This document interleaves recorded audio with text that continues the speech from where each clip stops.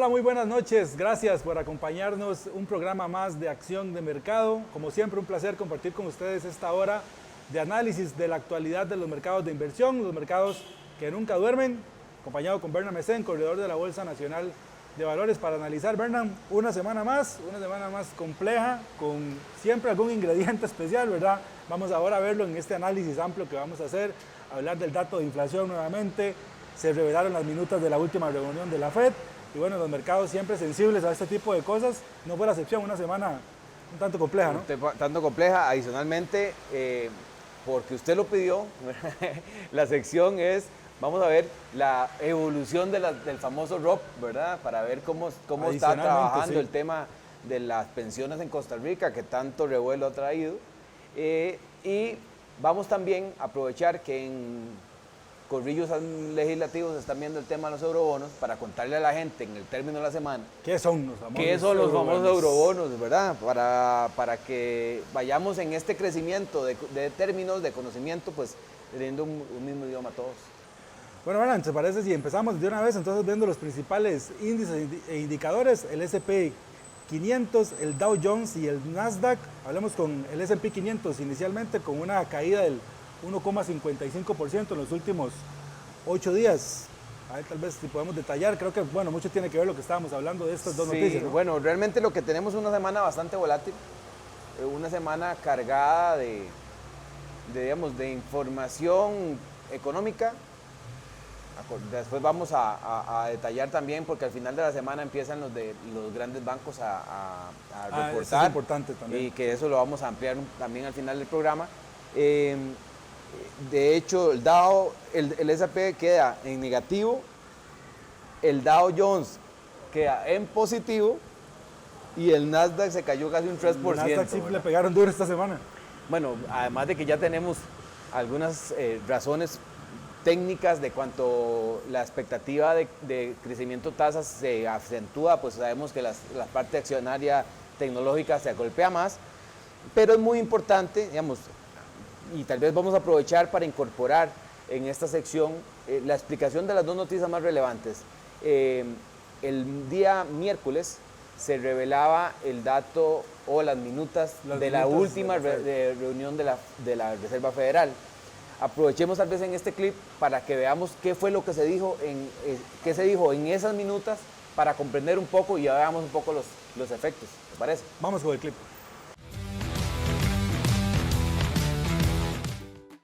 Se han publicado las minutas de la reunión de septiembre del Comité Federal de Mercado Abierto. Los funcionarios de la FED determinaron que debían adoptar y mantener una política más restrictiva para lograr su objetivo de reducir la elevada inflación.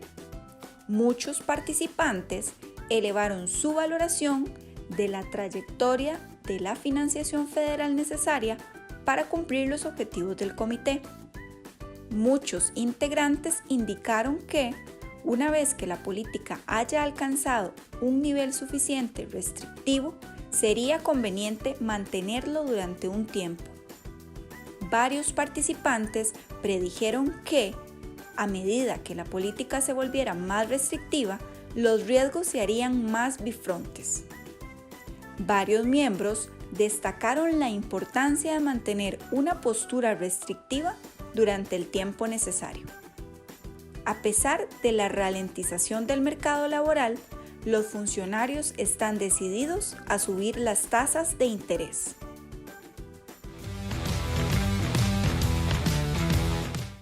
Bueno, Bernan, tal vez para explicar a la gente estas minutas, y como lo pudieron ver en el clip, es como el detalle de lo que hubo, el behind the scenes, ¿verdad? Como de la reunión, el detalle de qué fue lo que se analizó. Digamos que los que más saben ahí se reúnen y dan su opinión, ¿verdad? Y para tomar la decisión final. Y dice uno de los que más saben, porque en la reunión de la Reserva Federal, además que toma la decisión de qué va a pasar con las tasas de interés, pues ellos revisan todos los datos y definen una estrategia de las políticas monetarias. Entonces, claro, digamos que esa reunión y el detalle de esa reunión ya como lo vimos en el clip, pero también como lo hemos visto en otros programas, es muy relevante, digamos, claro, porque nos da información que hasta ese momento es privada. Es ¿verdad? El fondo del análisis del por qué se tomó la decisión. Y adicionalmente final, acordémonos que en aquel unión de palomas y halcones que están claro, en la mesa, pues cada quien pues da su opinión y da la visión de lo que ellos consideran que es lo que se tiene que hacer. Acordemos también que estas decisiones se toman por votación y la posición de cada uno de los miembros de la Reserva Federal es muy relevante. Es muy relevante, claro. Claro, entonces, en la dinámica de los índices, el miércoles pues tuvimos una bajadita porque si hacemos un resumen, si podemos hacer un resumen de las minutas de la Fed, es que casi que fue uniforme el discurso de todos donde decían, preferimos el dolor que va a causar la subida de tasas que el dolor que podría causar que no la subamos. Que básicamente sería una inflación aumentada. Exactamente. Entonces, sí, el discurso... Muy congruente con lo que han venido diciendo los últimos meses. El discurso del miércoles fue, señores, la subida de tasas que hicimos de 75 puntos básicos en el mes anterior, todos estábamos de acuerdo, todos estábamos no solamente de acuerdo, sino que veíamos que era necesario. Sí. Sí, sigue siendo, desde el discurso de Jackson Hole, ¿verdad? Sigue siendo esa tendencia agresiva de la Reserva Federal de ya no esconder para nada el tema de aumento de tasas. Ya ahora, de hecho, después de esto, después de lo que vamos a ver ahora del dato de inflación, nuevamente ya no es si va a subir la tasa, sino cuánto va a ser ese aumento. Y yo creo que Jerome Powell ha sido bastante claro en los últimos discursos, al menos lo que no lo fue al principio, de decir, vamos a ir por más y mientras la inflación no se contenga, pues vamos a seguir con este aumento de tasas, porque aunque sabemos que causa dolor ahora, si no se ataca, ellos, creo que también vale recalcar, traer sobre la mesa lo que hablaron de la psicología de la gente, ¿verdad? De que ese dato inflacionario de alto no se quede en la psicología de la gente, que no se acostumbre la economía a estar en un dato inflacionario como el que tenemos actualmente. Y bueno, y eso nos traslada efectivamente a que después del tema de las minutas, venía la mañana del jueves, se revelaba el famoso dato de inflación, ¿verdad? Y entonces, ¿qué te parece si vamos al clip y vemos qué fue lo que pasó con la inflación? Porque ahí entre qué subió, qué bajó y qué esperaban y qué se cumplió, vimos un jueves súper volátil. Y entonces sería muy bueno que veamos el detalle anterior para después explicar por qué pasó lo que pasó. Un dato esperadísimo que es el que marca mucho el camino de lo que va a hacer la Reserva Federal. Veamos el clip y lo venimos a explicar acá.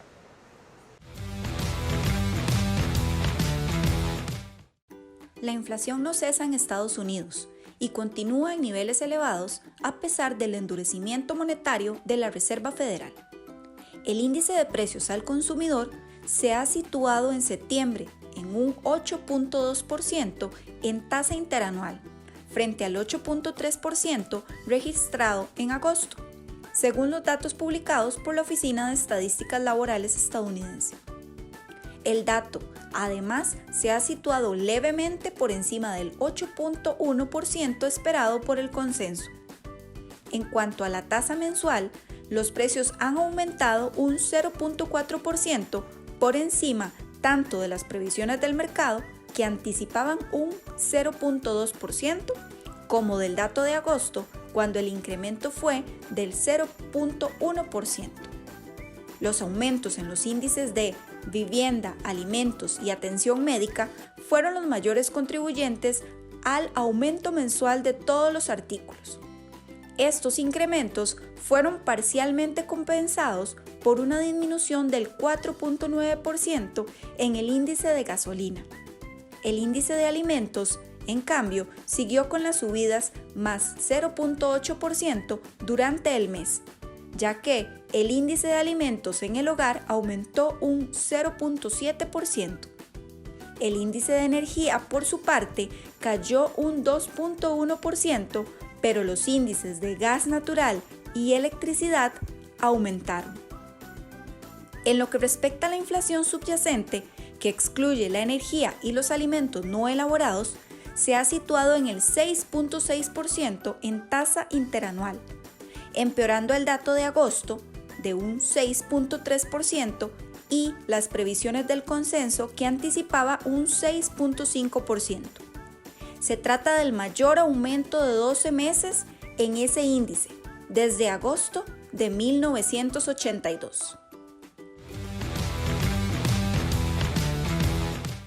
Bueno, y como lo vieron, el dato de inflación no era lo que se estaba esperando, un dato de 8,2 y lo que se esperaba era un 8,1%, lo cual vuelve a reforzar, Bernan, el tema de que la Reserva Federal, como lo hemos venido comentando en este análisis de índices, pues va a seguir endureciendo las condiciones porque ocupa que la economía siga enfriándose más.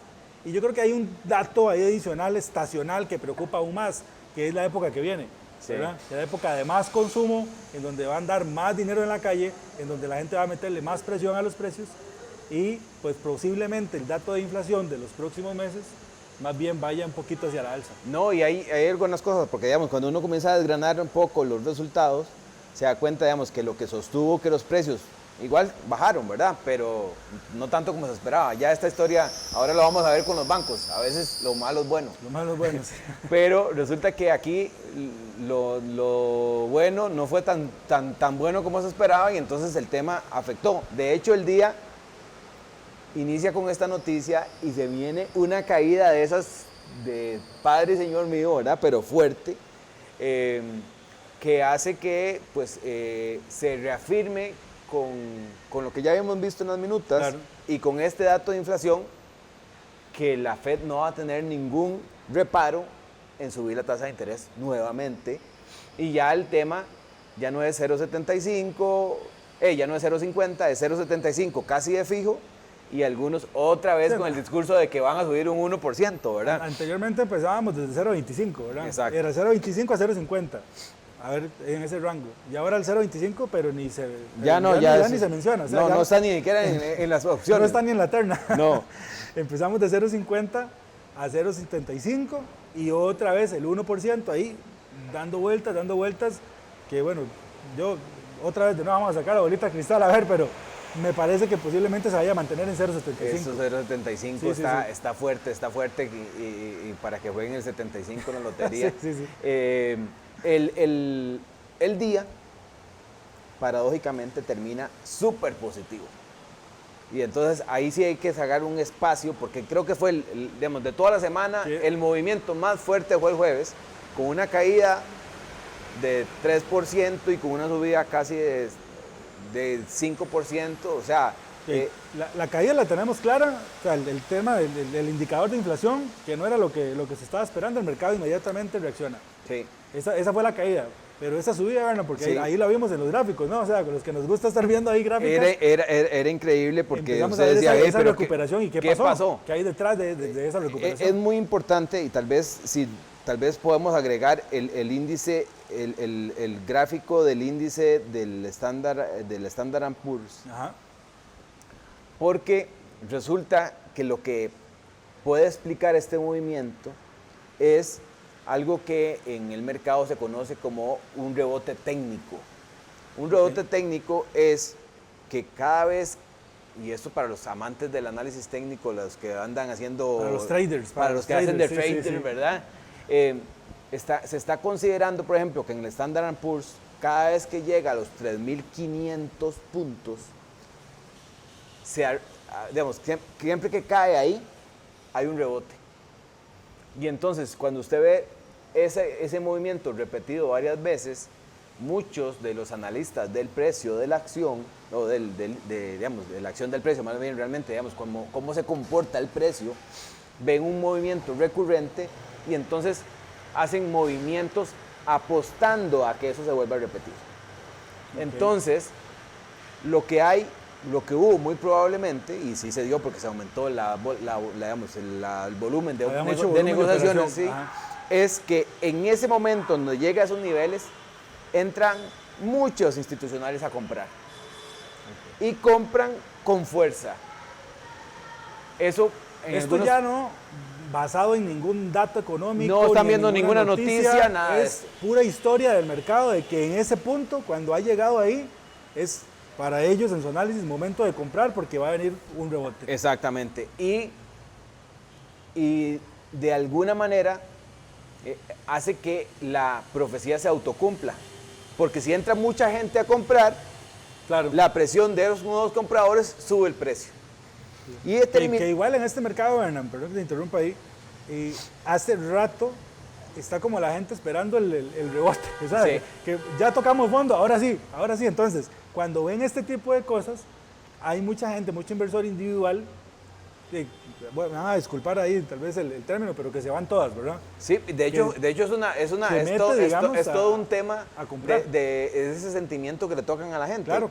¿Por qué? Pero porque es que lo que están deseando ver, ¿verdad? Exacto. Usted ve lo que usted quiere ver y la gente donde ve que empieza el precio a subir, dice, este fue el piso. Aquí me tengo que montar ya porque si no... Y aquí me monto en esta bola y meto Si no me lo pierdo, hasta ¿verdad? el perro de la casa, meto ahí, ¿verdad? Y compro todo. De hecho, de los 3.500 o 3.490 puntos que tenía el índice Standard & Poor's cuando se dio el rebote, digamos, casi que es efectivo, digamos, ese nivel de 3.500 era como el psicológico, entran las institucionales a comprar, la noticia comienza a promoverse porque usted ve los índices comienzan a subir. Claro, por supuesto.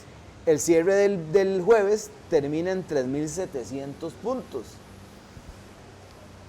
De estar en 3.600 caímos a 3.500 y después terminamos en 3.700. Aquella cosa es como una V alargada, ¿verdad? El viernes se calma todo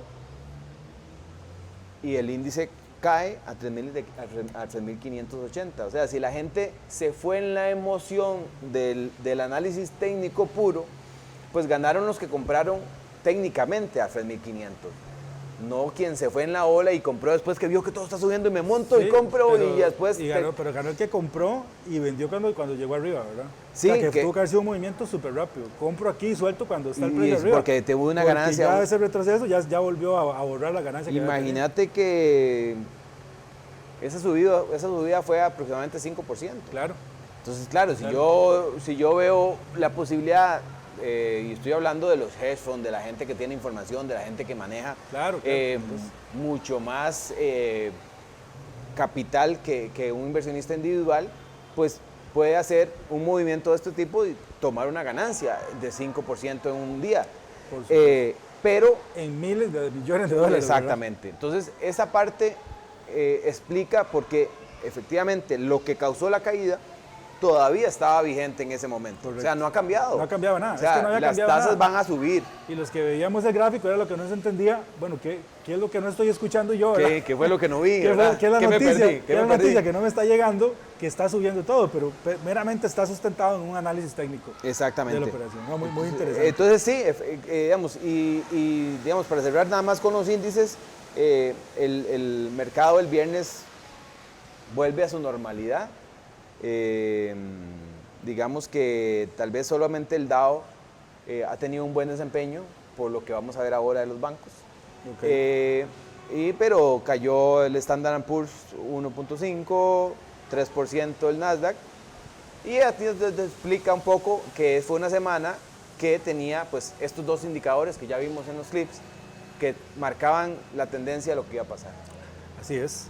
Hablemos ahora del petróleo, Bernan, que esta semana tuvo un retroceso nuevamente en el precio, volviendo al precio de $85, un retroceso del 6,04%, lo cual pues creo que ya el mercado asimiló un poco la noticia de la OPEC Plus, que hablamos la semana anterior, que iba a mermar la producción en 2 millones de barriles diarios. Pero hablemos un poquito tal vez de del papel que está jugando Estados Unidos y con Venezuela. No sé si estás viendo estos acercamientos que está volviendo a tener Estados Unidos con Venezuela. Se está hablando de levantar un poco de sanciones de las que tiene impuestas Estados Unidos sobre Venezuela para reactivar la producción petrolera en el país suramericano. Claramente, vamos a ver, una medida, yo no sé si desesperada o qué, pero bueno, Estados Unidos está buscando a ver cómo logra estabilizar los precios del petróleo porque lógicamente el tema de energías, el tema de petróleo tiene una incidencia directa en el tema inflacionario. Por supuesto. Y en el tema de estabilidad económica. No, y bien lo dijiste ahora, viene una temporada difícil, viene temporada de invierno para todo el hemisferio norte y entonces en Europa es donde va a estar todos los complejo, costos energéticos disparados pueden provocar pues impactos inflacionarios más fuertes. Estados Unidos tiene dos particularidades, además de que tiene que tratar de controlar la inflación y los precios de la parte energética, el señor Biden tiene que prepararse políticamente para las elecciones de Elecciones, medio año, correcto, sí. de medio periodo. Y entonces, Ese Biden es todo un personaje, está ¿verdad? en ese juego, ¿verdad? Y en esta parte del acercamiento con Venezuela, lo que sí es claro, que a pesar de que nosotros no somos especialistas en la parte de geopolítica, de que a veces los enemigos son amigos y los amigos son enemigos, y las necesidades económicas tienden a alinearnos. No sé qué tan contento podría estar, por ejemplo, los rusos de ese movimiento de Estados Unidos. Eso es un tema, eso es un temazo. Sí. Un temazo. Yo creo que para eso vamos un día a traernos a alguien un que sea experto especialista en geopolítica, porque tiene todo que ver, digamos, tal vez, pero ¿por qué ustedes en geopolítica? Pues es que tiene todo que ver con el mundo de las inversiones, Claro. con el mundo de los mercados. Lo que está pasando ahorita en el mundo, estos dos bloques que se están armando muy claramente, y el papel que está jugando China, siendo benefactor de muchos países que por años tal vez han estado un poquito abandonados por otras potencias, va a cambiar mucho, está cambiando mucho la dinámica mundial y va a cambiar mucho la dinámica de los mercados en los próximos años. Entonces, eso es un temazo que se los tenemos pendiente. Vamos a traer a alguien especialista en esto para poder abarcarlo desde desde todo el entorno que tiene que ser la parte geopolítica, y lo trasladamos a números y a la parte de inversiones. De hecho, cerrando con el tema del petróleo, toda la semana termina con un recordatorio de que la economía no anda bien y que va a tener incremento de tasas y que eso va a causar más dolor en la economía, y eso termina también afectando el precio del petróleo, que depende de una demanda sostenida, que se duda que vaya a ser sostenida. Entonces vemos esa caída del 6% en esta semana. Así es. Bueno, pasemos a ver los bonos del Tesoro de los Estados Unidos a 10 años, que incrementaron 3,14% en su valor para llegar a una tasa del 4%. ¿Verdad? 4%, bono de 10 años a 4%, ya alguna gente me diría, hey, yo podría invertir en un bono del Tesoro de Estados Unidos, ¿verdad? Ya me pago un 4% al año. Vamos a ver, vos que tenés más referencia de número de estos bonos, ¿cuánto pagaba un bono del Tesoro, por ejemplo, de Estados Unidos a 10 años, hace 3 años, por ejemplo, 2 años? En la época, el bono del Tesoro llegó a pagar 0,70. 0,70. Es que eso quería traer ese dato, porque de hecho, en momentos más estuvo muchísimo más bajo, pero fue en momentos poquitos, ¿verdad? Pero digamos que un promedio estaba a 0,70, después estábamos ahí coqueteando con el 1%. El 1%. El 1% a 10 medio, y ya estamos en niveles de 4. Y si ustedes, podemos tal vez incorporar el gráfico para que veamos cómo ha ido subiendo la tasa de interés del bono de 10 años, que es la referencia histórica para todos los demás bonos. Digamos, uno compara ese bono de 10 años con los bonos a 10 años de los demás países para ver qué tanto estamos pagando de precios. Inclusive en algunos fondos de inversión internacionales toman la tasa del Tesoro de 10 años de Estados Unidos más un tanto por ciento para hacer sus préstamos a nivel internacional. Entonces es un indicador importante. Aquí, Bernard, hay otra teoría que se está manejando de lo que se está sucediendo ahorita con la subida de tasas, que más bien que se está buscando, pues evidentemente, luchar contra la inflación actual, pero fortalecer el dólar. Fortalecer el dólar, fortalecer el dólar como moneda, ¿verdad? Sí, porque... Tal vez yo no sé si sea el fin, pero lo están logrando, ¿no? Pero se logra, porque lo primero que podríamos pensar es ese argumento que yo te daba de, mira, entonces yo puedo invertir en un bono de Estados Unidos que me paga un 4%, anual. Claro. Y uno dice, ¿sí? Ok, entonces prefiero invertir en Estados Unidos que en el bono de El Salvador, de Costa Rica. En economías de desarrollo, ¿no? Exacto, entonces esa es una dinámica de dinero que puede llegar a Estados Unidos, o que puede generar, digamos, esa confianza en un dólar que ya de por sí está fortalecido y que genera ventajas para los tenedores de dólares con respecto a la posibilidad de obtener más recursos y, digamos, comprar más cosas con el dólar más fuerte. Por supuesto. Pero sí, es una dinámica. Y tiene también sus implicaciones a lo interno para ellos, ¿verdad? Porque también las empresas fuera de Estados Unidos son más competitivas que ellos, sí. Exactamente. Pero no se puede ganar en todo, como dicen, pero sí, yo creo que esto es parte de lo que hablábamos del tema geopolítico, creo que tiene que ver también con este tipo de análisis. Y ya para cerrar el tema de análisis de los índices e indicadores, del Bitcoin, que con el Bitcoin no pasa nada, ¿no? No pasó nada. Bueno, hubo un momento en donde en la caída histórica esta de que pasó el jueves para todos los mercados, ahí ya sabemos que cuando caen los mercados y la correlación que han tenido últimamente, sí, va el Bitcoin detrás. Se va detrás, y llegaron a niveles de $18,300 y ya Ya algunos apuntaban a que esto se iba a ir hacia la luna, pero hacia la luna del suelo, ¿verdad? Igual el Bitcoin hemos identificado ahí que hay un nivel técnico ahí de esa compra, parte del análisis técnico se repite también. $18,000, sí. Igual se repite las ventas a niveles de 20,000 y un poco. Entonces, sí, hay pisos muy marcados en este momento. El sí. Bitcoin es clarísimo, ¿verdad? Ese piso ahí. Obviamente para la gente que está en eso de compra y venta, pues estos canales generan algunas oportunidades de negociación. Para la gente que tiene esto en el largo plazo, pues lo que ha traído es un nivel de desilusión porque mucha gente pues entró con la expectativa de hacia la luna, ¿verdad? Sí. Y no hemos estado, tenemos casi 9 meses donde el Bitcoin no está en esa dirección, ¿verdad? Y obviamente pues sigue siendo todo un tema. Bueno, Berna, ¿te parece si vamos a ver ahora lo que hablamos del ROP, ¿verdad? Un tema tan importante, para eso te hemos traído un invitado muy especial porque es un tema que lo amerita. Vamos a ver un clip y venimos al desarrollo de este tema tan trascendental. Recuerden el reto, síganse apuntando, ya somos correcto. bastantes Ya que estamos bastantes bien, y ya se acercan las fechas también. Sí, estamos bastante contentos con la gente, inviten a sus amigos, acuérdense que esto es completamente gratis. La idea de la comunidad y del reto es que crezcamos en conocimiento y que adicionalmente aprendamos a hacerlo adecuadamente. De la manera correcta. Así. La incertidumbre generada alrededor de los fondos de pensiones es evidente. Los estados de cuenta consignan rendimientos negativos en lo que va del año.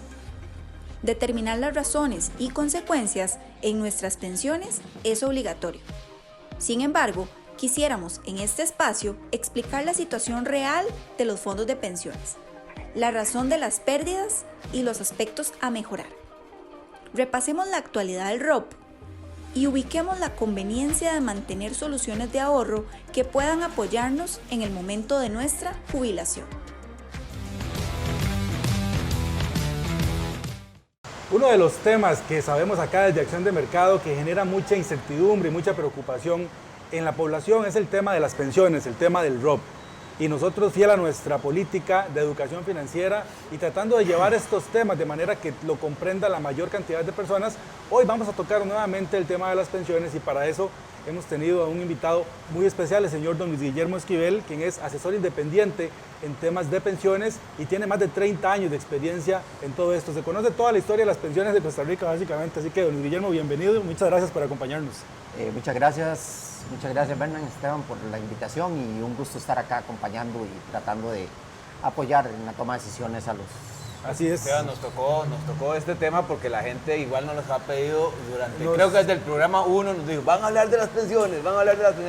Hoy vamos a hablar de las pensiones. Y todas las semanas nos consultan, nosotros recibimos consultas por teléfono, por WhatsApp, por el Messenger del Facebook. Y este tema preocupa, sobre todo en este año en particular, ¿verdad? Porque curiosamente los últimos 2 años no nos preguntaban tanto, cuando los rendimientos iban muy bien. Pero este año, don Luis Guillermo, tal vez ya para entrar en materia, entremos con esto que es como el tema en boca de todo el mundo. La gente ve los estados de cuenta y ve esos rendimientos negativos y empiezan ya los discursos, ¿verdad? Unos más aterrizados, otros un poquito más polémicos, de me están robando, qué es lo que pasa, que no saben hacer su trabajo, que están administrando mal. Expliquémosle a la gente qué es lo que sucede en el tema de administración de pensiones, que va a tener años buenos, tal vez vamos a hablar ahora los últimos 2 años, ¿verdad? 2020, 2021, y años como este que tal vez no son tan positivos, pero bueno, expliquemos qué es lo que pasa en el comportamiento de los portafolios para que la gente se tranquilice y logre comprenderlo. Ok, primero que todo lo que hay que comprender desde mi punto de vista es que cuando uno habla del tema de pensiones no está hablando de qué es lo que pasa con mi fondo el próximo año. El tema de pensiones debe ser visualizado en el largo plazo. Nosotros empezamos a crear un fondo creado por una ley especial específicamente para un ahorro adicional bajo la visión de don Miguel Ángel Rodríguez, que lo que dijo es el fondo del IBM de la Caja, donde nos pensionamos la mayoría de los costarricenses, va a tener una crisis y ya la hemos escuchado, y lo que se planteó fue la necesidad de crear otro fondo para que en el momento en que los beneficios que pague el IBM empiecen a bajar, tener uno acceso a una pensión desde otra fuente. Entonces ahí se crea la Ley de Protección al Trabajador. Recordemos, este fondo se capitaliza con el 4.25 del ahorro de las personas y cuando empezamos, allá en el 2000, cuando se hizo la modificación, se dijo, empecemos con un 4.25 porque vamos a hacer una redistribución de cargas sociales, pero las personas, nadie va a tener que poner un 5 más a lo que ya le deducen de su planilla, ni los patronos van a tener que poner más plata. Y en ese momento el mensaje fue, un poquito más adelante vemos cómo incrementamos el monto del ahorro para que las personas Ahí es buena capitalicen más. una observación, porque digamos, eso es quitar uno de los mitos, ¿verdad? Es que es mi plata, ¿verdad? Digamos, Ajá. esa plata ya no la rebajaban antes de esa ley, Claro. no la rebajaban y se iba para otras fuentes, ¿verdad? Sí. Ahora no la capitalizaron en una cuenta individual. Entonces, Claro. lo que hicieron fue hacer una ley para darnos un ahorro. Que Claro, igual ese, claro, 325, ese 425 es 325 es el patrono. Así es. Y 1% es la persona. Es la persona y era el 1% que antes poníamos en el Banco Popular y nos Popular. lo devolvían 2 años después. Exacto. Y ahora ya no nos dan esa plata, sino que Que por cierto nos lo quemábamos, apenas nos lo depositaban, no duraba nada. sí, ¿verdad? sí, sí. Es por aquello de... por Es, aquello no, de- es importante porque ese es un argumento muy utilizado. ¿verdad? El primer mito es ese. Es mi digamos, plata y yo quiero que me la es mi devuelvan. plata y yo esa plata... Sí, efectivamente, pero tenemos que ver esa dinámica anterior y descubrir que ese dinero igual no lo rebajaban antes, pero que no se ahorraba. No, Exacto. no, Adelante. iba ahí. Entonces, decía, uno debe visualizar el tema de las pensiones en el muy largo plazo y saber que Exacto. los operadores lo que hacen es administrar los recursos de largo plazo. Entonces, ¿cuál es la gran decisión que hacen hoy por hoy los administradores? Tomar la decisión hacia dónde van los recursos. Y para completar el proceso de inversión, primero hay reglas que dicta el CONACYF, recomendadas por la superintendencia, Claro. y se manejan dentro de ese ámbito y cada una de las operadoras toma sus propias decisiones de inversión, evidentemente buscando el mejor beneficio para los afiliados. Pero como ha ido pasando el tiempo, empezaron a salir casos de gente que se pensiona y que les vamos a dar una pensión parte del ROP, porque hay que acordarse, se llama régimen obligatorio de pensiones, un fondo creado para pensión y por lo tanto la pensión, al igual que el IBM, se paga mes a mes, no se puede entregar toda de un solo, porque lo que buscábamos es subsanar el problema de pensión al que se venía el país. Y así es como se empezó a hacer, pero lamentablemente Pero uno de los seamos retos- claros, si ese dinero se entrega de golpe a la gente, ¿cuánto tiempo le va a durar en las manos ese no, dinero? nos vamos para Miami. Bueno, en este momento nos iríamos para Qatar, muy probablemente. ¿verdad? Sí. Muy probablemente. O sea, que a veces esto a la gente le molesta un poco cuando uno dice, bueno, pero es mi plata, yo veré qué hago. Pero es que el tema con esto, ¿verdad, don Guillermo? Es que el tema de las pensiones es un problema a nivel social. Claro, O sea, claro. no es individual, es Claro. un tema social. Porque si Así es. esa población se descuida, finalmente los que están trabajando de forma activa van a tener que sopesar cómo solventar los gastos de esas personas en ese momento con más impuestos o con algo, porque no se pueden dejar sencillamente sin que reciban ingresos. Sí. Fíjese, Fíjese eso, atención, O o sea, médicas, todo, por sí. todo. Pues, ¿cuántas necesidades tiene una persona en su edad de pensión? sí. ¿Cómo se incrementan sus necesidades? Claro. Puede ser que pues, su dinámica es diferente porque ya no está trabajando y lo que sea, pero todas las cosas necesarias para mantener un nivel de vida que ya sabemos que la pensión solita del IBM no nos iba a resolver, que para eso se creó la ley. Claro, claro. ¿verdad? Y entonces, claro, si uno dice, ¿sabe? De pronto quiero, y aquí, por supuesto que nos van a salir las personas diciéndonos, yo quiero ese 30% que me prometieron en campaña, ¿verdad? Sí. Bien lo decía Guillermo, o sea, el tema es que la pensión se creó para ser pensión, para es. ayudarme en ese mes a mes en mi vida de jubilación. Así es, Y así es. entonces, si yo destino el dinero para otra cosa, porque se me ocurrió, no sé, resolver el día de hoy, Claro. cuando realmente voy a necesitar ese dinero, no va a estar. Y otra vez, vamos a destruir la ley que por sí ya tenía una buena intención de ayudarnos en algo que no estaba siendo sostenido, ¿verdad? Claro, hoy por hoy es muy fácil cuando usted toma un dato de una persona y dice, una persona que gane, diga, 1 millón de colones y se pensiona, a uno a veces le dicen que la pensión llega poco a poco, ¿verdad? Que uno poco a poco llega a la edad de pensión. No, olvídense, la pensión llega de una quincena a la otra y usted un mes recibe un salario de 1 millón de colones, el otro mes le dicen, chao, se pensionó, y un mes después lo que recibe es como el 50%. De lo que está correcto. ¿Verdad? O sea, de un solo vaso de un mes al otro pasó de 1 millón a medio millón, porque la pensión ronda alrededor del 50%. Entonces, el objetivo del ROP era provocar que cuando a uno se le baja esa pensión al 50% y bajo este ejemplo recibe medio millón, tenga un ingreso adicional cercano al 18, 20%, dependiendo cuáles parámetros que se utilice, para que la pensión pase de un 50 alrededor de un 70%. Y si la persona ha tenido algunas otras formas de levantar un ahorro adicional, podrá hacerlo en un fondo voluntario, pero por lo menos en ese momento ya tendría mensualmente un ingreso cercano al 70% de su último salario. Por eso nosotros hemos insistido que ahorrar, tomar planes de ahorro es obligación. Claro. Porque si la persona que se enfrenta a esa realidad tiene un ingreso de 1 millón de colones, muy probablemente tiene gastos de 1 millón de colones. Porque O más. también, ¿verdad? O más. Y entonces, si al mes siguiente lo que recibe es la mitad, medio le ayudó el ROP, porque así es, llegamos a 70. Todavía tenemos que ver cómo buscamos ese 30% adicional para mantenernos en el nivel de vida que teníamos. O cómo Por ajusta el supuesto. nivel de vida también. ¿Verdad? Por supuesto. Para Y muchas entonces la personas gente es la solución. no se enfrenta a esa realidad hasta que les pasa. Y nosotros, nos cuesta mucho, digamos, meternos en la psiquis de las personas y enseñarles la importancia de estar en ese momento cubierto de eso. Porque si no, entonces Claro. todos los problemas que están alrededor de no tener ese ingreso que te mantenga tu nivel de vida. Claro. O que igual, que te ayude a subsanar cualquier otra cosa que vengan adelante, porque esa es la otra situación. Uno no tiene que tener, digamos, cubierto por lo menos el peor escenario y tener previsiones. Y si no tenés Claro. esas previsiones, Claro. vas contra tu misma... Claro, y ojo, si usted pone un poco más drástico el caso, dijimos, una persona que gane 1 millón le van a dar una pensión, diga, de 500,000 colones.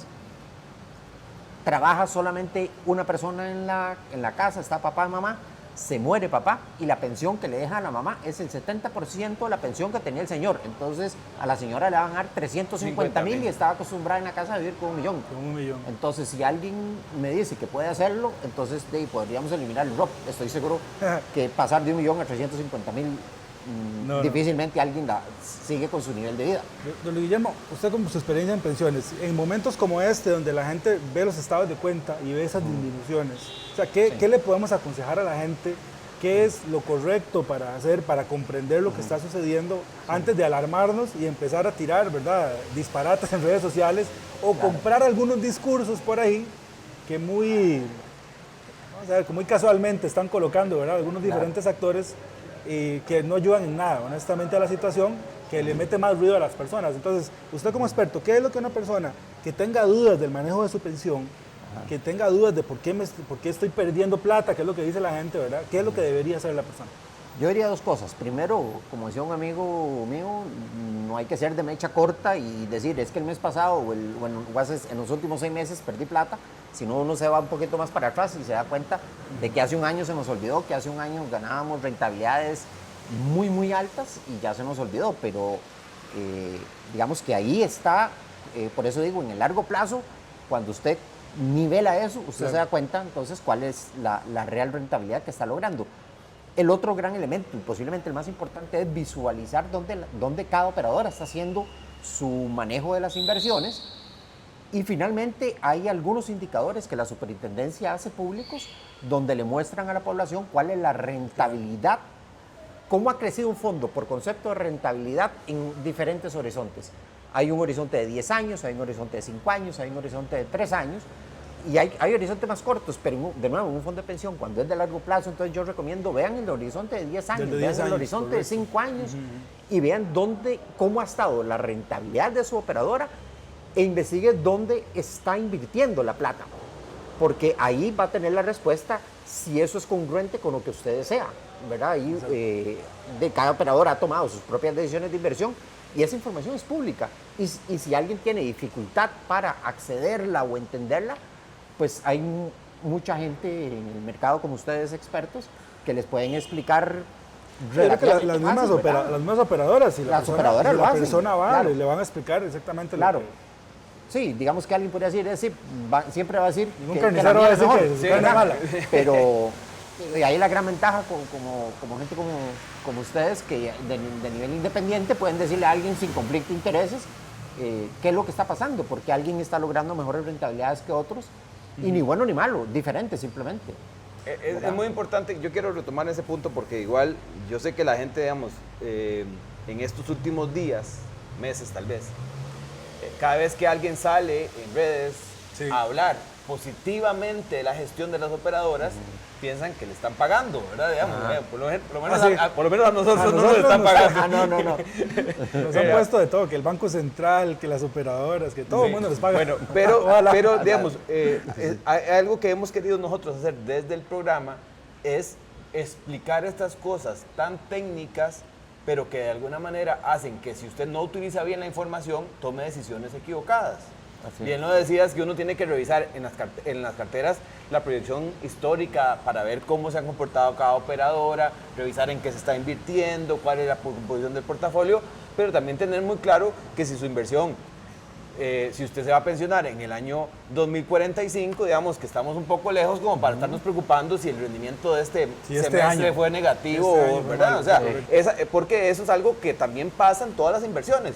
Y creo que fue hace 2 programas que hablábamos con Freddy Quesada en Valor, que nos decía, no vemos ningún portafolio en este momento con rentabilidad positiva, aunque invierta solamente en bonos del Tesoro de Estados Unidos, están en rentabilidad negativa, porque la historia de este año es difícil. Exactamente, eso era a lo que iba, de que yo creo que mucho del tema de educación financiera que nosotros hablamos es comprender estos conceptos y saber que no hay inversión en el mundo que te vaya a rentar positivo todos los años. Menos inversiones de ese tipo que tienen que estar buscando algún crecimiento, ¿verdad? Porque no es nada más mantenerse, tienen que buscar un crecimiento. Al buscar un crecimiento vas a buscar productos que tal vez vayan a tener algún tipo de volatilidad, pero es porque ocupas esa volatilidad para en el tiempo ir entre caídas y subidas, ir creciendo, ir hacia arriba. Claro, por eso la sola definición de qué es rendimiento es una relación con el riesgo, y si alguien dice es que yo no quiero ganar, no quiero perder nunca, pues entonces posiblemente nunca va a ganar tampoco, ¿verdad? Y cuando uno invierte, uno sabe que va a ir a un lugar donde le van a pagar a uno una tasa de interés por el dinero que estamos invirtiendo, porque hay un riesgo de que no me lo devuelvan. Entonces, mi tarea como gestor de portafolio es buscar el lugar donde me den la rentabilidad suficiente, pero sin elevar los niveles de riesgo. Pero hay para todo, ¿verdad? En la teoría le dicen a uno que cuando un muchacho de 20 años empieza a trabajar, va a tener toda su vida para tener pérdidas y ganancias, y a lo largo de toda su vida, y va a tener tiempo de recuperar. Pero cuando estamos hablando de alguien de 60 años, 70 años, a lo mejor ya no le da tiempo para recuperar. Entonces, ahí hay un gran reto para nuestros fondos, porque sí deberíamos de separarlos, deberíamos hacer algo, porque ahí hay todavía retos que afrontar. Sí, que claramente hay temas de mejora, ¿verdad? Claro. O sea, en esto somos claros, y a nosotros que nos han tachado de ultradefensores de las operadoras de pensiones, en realidad no defendemos a ninguna operadora, porque con ninguna tenemos ningún tipo de relación comercial, más allá de temas profesionales. Pero lo que defendemos es el sistema tal cual, y que la gente entienda la importancia de esto. Sobre todo, y bueno, antes lo tocamos medianamente, pero puntualmente este proyecto de este retiro del 30% del ROP, que empezó a llenarle la cabeza a tanta gente, ¿verdad? Y que mucha gente, creo yo, sin sentarse a hacer los números de cuánto es el 30% de su ROP realmente, creyó que era la panacea, la salvación de su situación financiera a hoy. Y flaco favor le hacen ese tipo de cosas a todo este tipo de situaciones que estamos viviendo. Sí, y eso es todo un gran tema, ¿verdad? A veces cuando andamos ahí en la calle y encontramos gente, yo también entiendo que hay mucha gente que el día de pago, dos horas después, ya no le queda una peseta para el siguiente tiro, y ahí hay cosas que solucionar. Algunas sabemos, que ni les llega. Claro. Que ni les llega. Y sabemos de países en Sudamérica que han hecho procesos de evolución de X porcentaje sobre el ROP. Lo que es cierto es que este es un fondo creado específicamente para la pensión, y deberíamos de defenderlo hasta donde sea posible. Y si hay alguna necesidad social para solventar otro tipo de cosas, habrá que hacerlo, y ir a conocer qué fue lo que hicieron mal en otros países para evitar que aquí nos pase, ¿verdad? Aquí han hablado de otro montón de cosas, de que alguien se puede inventar que yo le debo plata a Esteban, entonces Esteban me hace un papel y me dice que yo le debo para que la operadora le dé la plata, y Esteban me la devuelva. Digamos, cosas de esas que eventualmente tienen que solucionar. Pero yo sí creo que técnicamente este es un fondo para la pensión. Es igual que cuando usted hace un ahorro navideño y cuando va por abril usted dice, necesito que me devuelvan este fondo, que yo lo quería para irme a un viaje en diciembre, pero lo necesito para pagar la comida esta quincena. Y dice, qué raro, no tiene consistencia. Pero este fondo fue creado para eso y de nuevo, como empezábamos diciendo, creado con fondos que nosotros no tuvimos que sacar en exceso. Ojalá pudiéramos. Esa es la famosa frase de pan para hoy, hambre para mañana, más o menos. Así es. Exactamente. Hay un tema, porque igual nos enfrentamos otra vez, se ha dado cuenta, y creo que nosotros hemos tratado de ampliar un poco el tema de la famosa valoración, porque muchas de esas pérdidas o esos rendimientos negativos no están ejecutados, o sea, son rentabilidades en negativo porque los precios de los títulos que están en la cartera de las operadoras bajaron de precio tanto que hay que contabilizar ese bajado de precio, pero no necesariamente las operadoras vendieron los títulos, ni tampoco es que los títulos no están generando un ingreso de cupones, claro. Simplemente es que la bajada de precio por la subida de tasas de interés ha afectado tanto la valoración que en la foto pues salimos un poco mal, ¿verdad? Y eso, que lo decís claramente, qué es lo que está pasando en el precio del título, es lo mismo que se visualiza en el tema del tipo de cambio. Entonces, usted tiene un título de $1,000 y recordemos que hace un par de meses teníamos tipo de cambio de 700 colones, sí. Entonces $1,000, el título contablemente valía 700,000 colones. Ahorita venimos y anda alrededor de 624 y ese título ahora vale 624,000. Ya me vale menos solo por tema tipo de cambio. Entonces solamente por el tipo de cambio. Y uno dice, ¿y perdió? No, el tipo de cambio va a seguir su rumbo. Exacto, entonces yo no he perdido, o sea, simplemente en un momento vi un estado de cuenta donde me lo llevaron a 700, esos $1,000, y ahora me vale 624 cada dólar. Entonces hay algunas pérdidas de esas que en realidad no ha pasado nada, ¿verdad? O sea, el problema es, evidentemente, si vos vendés el título y lo convertís en colones, ahí sí la realizás. Ese es el otro mito. El otro mito es que están perdiendo mi plata, ¿verdad? Porque eso es un punto muy importante, digamos. Cuando lo dicen bonito, ¿eh? Sí, bueno. Sí. Para poner... Los educados. Esto es para que no tengamos censura en la televisión, ¿verdad? Tal vez en las redes no nos bloquee Facebook, pero en televisión capaz sí.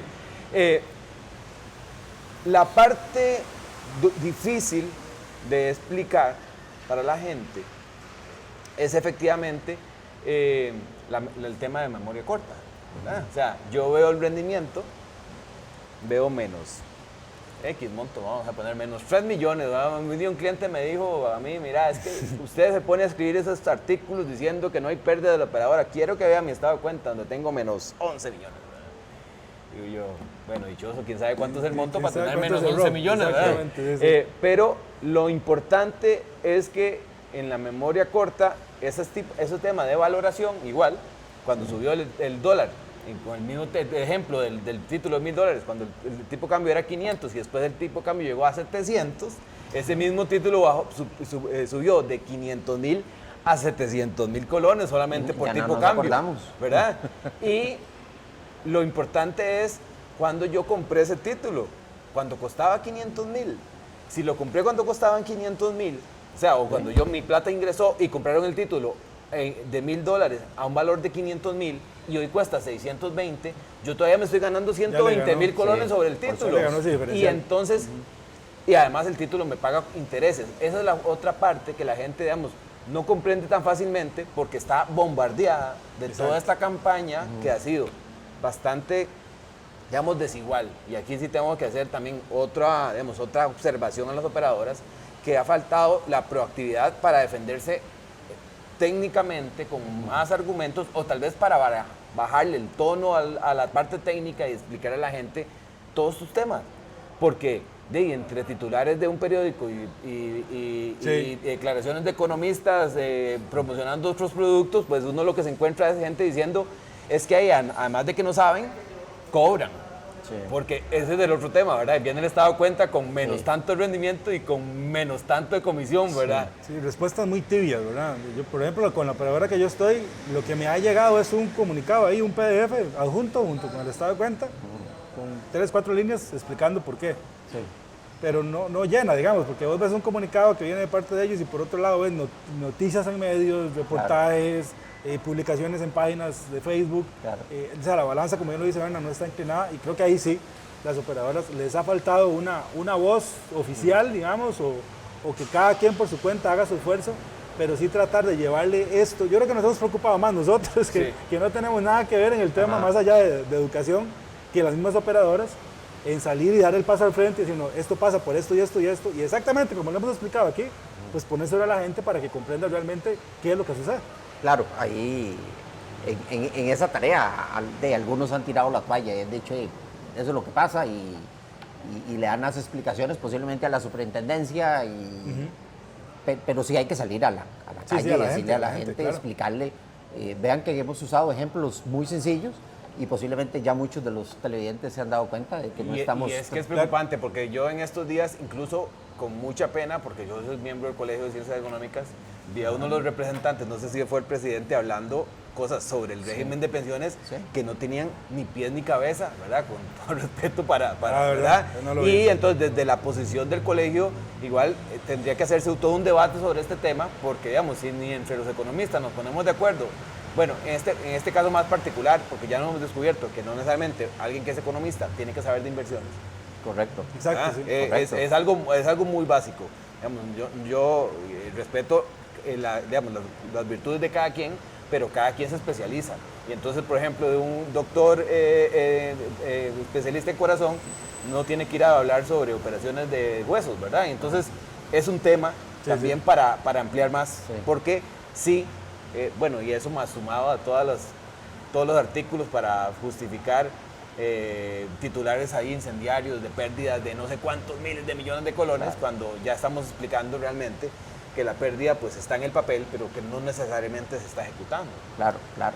Así es. Bueno, definitivamente es un tema que bueno, y que lo volvimos a traer hoy otra vez porque sabemos de la importancia. Ya esto es, no sé, como la quinta o sexta vez que hablamos del ROP acá en Acción de Mercado, pero hoy queríamos hacerlo, bueno, acompañados por don Luis Guillermo, que es un experto en la materia, para darle un poquito más de profundidad y que vean que no solo somos Bernan y yo, sino que también hay personas como don Luis Guillermo, expertas en esto, que coincidimos en la manera en que uno tiene que enfocar este análisis y entender realmente lo que sucede para estar tranquilos, para tomar mejores decisiones. Igualmente, aquí hemos sido claros, el tema del IBM en la mayoría de personas, más el ROP, no va a ser suficiente. Eso es un criterio mío para que usted pueda mantener su estilo de vida una vez que se pensione. Va a tener que hacer cosas adicionales, tener fondos de ahorro adicionales, inversiones adicionales.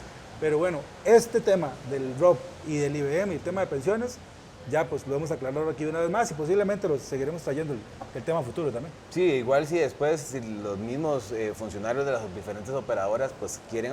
Aquí tienen campo abierto. Tienen ventana abierta para que vengan y aprovechen y le cuenten a la gente pues las buenas cosas que hacen también. Claro. Porque es que aquí no es un tema de, ay, vamos a ver cómo tapamos esta torta. No hay ninguna torta que tapar. Más bien hay que explicar y educar a la gente en el tema de la importancia del ahorro, la importancia de la inversión y cómo se invierte, porque al final con todo este tema lo que hemos hecho por lo menos es sembrado a la gente la espinita de cómo será el asunto de las inversiones, porque no sabía yo cómo es el tema de por qué yo ganaba tanto y ahora estoy perdiendo. Sí, y recordemos, finalmente las operadoras lo único que hacen es invertir la plata, no existe créditos que den las operadoras con esa plata, las operadoras únicamente toman la inversión. Por eso es importante que cuando uno analiza a todas las operadoras y quiere hacer su propio análisis, ya sea a nivel individual, porque la información es pública, o a través de expertos, como aquí los compañeros, van a encontrar información pública muy valiosa para poder tomar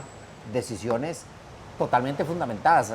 La parte del régimen de inversión de las operadoras es absolutamente público. Correcto. Entonces, es muy fácil para alguien que conoce poder bajar y dar cierta información de suficiente credibilidad para que la persona entienda qué es lo que está pasando, ¿verdad? Y las operadoras reciben semanalmente mucho dinero, no son entes que a veces tengan que vender títulos para realizar pérdidas. Las operadoras prácticamente nunca venden, las operadoras son superavitarias, todas las semanas compran porque por la recaudación obligatoria, toda la semana les entra mucha plata, entonces ahí no es un tema ese, ¿verdad? O sea, no hay un tema de que alguien esté quemando plata. Así es como... Pues bueno, Guillermo, muchísimas gracias, de verdad, un placer haber estado acá con nosotros y que esta es su casa, cuando tenga gusto de volver por acá, bienvenido. Muchas gracias por la invitación. Ahí nos seguimos viendo. Esperemos que el otro año, cuando las pensiones estén con rendimientos muy buenos, también hagamos otro programa. Así es. Bueno, y ¿te parece entonces ahora si vamos con el término de la semana? Hemos estado también escuchando mucho hablar del término de eurobonos, ¿verdad? Que han dado sonando mucho en los diferentes medios. ¿Qué son los eurobonos? ¿Por qué euros si estamos en Costa Rica? Bueno, vamos a ver a qué es lo que se refiere este término tan importante para las economías latinoamericanas.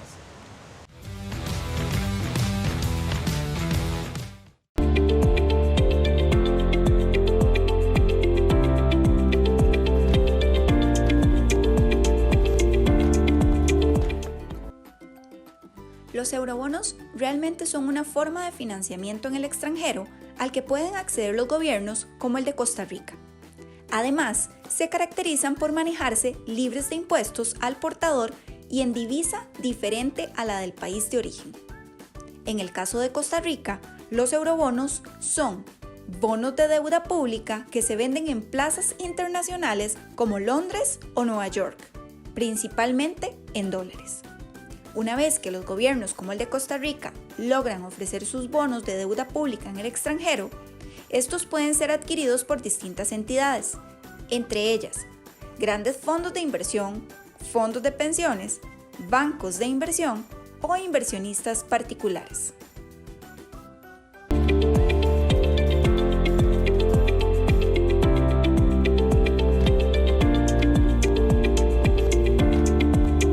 Y esos son los famosos eurobonos. Yo sé que ustedes han escuchado esas palabras. Bueno, ya vieron un clip explicando exactamente en qué consisten estos eurobonos, ¿verdad? Porque han estado en boca de todo el mundo, creo yo, en los últimos Aquí semanas. estamos esperando todavía que sean los 6.000 millones y no esos 1.500 que se les ocurrió ahí los señores padres de la patria que para control político. Señores, en este tema en particular, veamos las cuestiones técnicas y los políticos que se dediquen a otras cosas, por lo menos en este tema en particular. Así es. Y este fue el programa de esta semana, se nos fue rapidísimo, como siempre, compartir esta hora de análisis con ustedes. Gracias a todas las personas que nos acompañaron y a todos los que nos hacen el honor de compartir esta transmisión para que llegue a más personas los términos de educación financiera, que acá intentamos hacer este esfuerzo desde Acción de Mercado. Educación financiera, acordémonos, todavía hay tiempo para anotarse en el reto. Para el reto, correcto. ¿Verdad? Los esperamos a todos, ya empezamos con algunas dinámicas. Tenemos más de 100 personas por aquello, ¿verdad? Para que igual pueden invitar a más personas. Es completamente gratis. Sí. Pueden, o sea, con ustedes, familiares, amigos, de verdad que se unan y los esperamos en el reto el 25, 26 y 27 de octubre. Así que también nos vemos la próxima semana con más noticias, con más efectos del mercado. Esperemos que más positivos, ¿verdad? Más verdes, ¿verdad? Y más análisis. Sí, y a ver qué nos depara el futuro. Así es, que estén muy bien. Nos vemos.